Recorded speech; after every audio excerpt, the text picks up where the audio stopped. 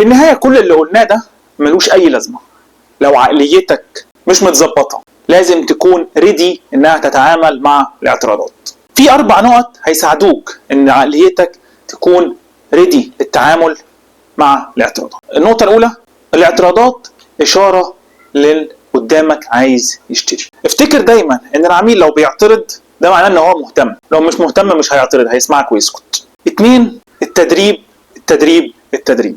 مفيش بياع بيتولد شاطر من اول يوم. زي اي مهارة في الدنيا البيع محتاج رول بلايز. اعمل مع زمايلك، اتدرب مع مديرك، اتدرب في البيت، اقعد اتدرب وتخيل لو اي اعتراض قابلك هترد عليه ازاي. مهم انك تتعلم من اخطائك، حتى لو ده حصل في الواقع ومعرفتش ترد، روح قول ده كان المفروض ارد كذا كذا. كل ما تتدرب اكتر كل ما هتكون اسرع واذكى في الرد. 3، افصل احساسك عن البيع. لا العميل بيقولها لك مش ليك انت، لا، لانه زي ما قلنا في مخاوف او في اسئله عند العميل.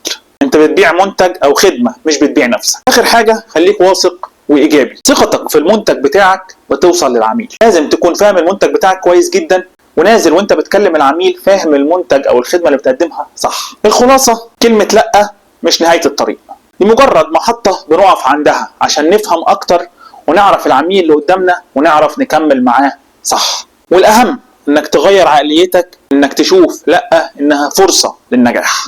افتكر دايما البياع الشاطر مش اللي محدش بيقوله لا، البياع الشاطر اللي بيقدر يحول اللا لآه ويكمل البيع.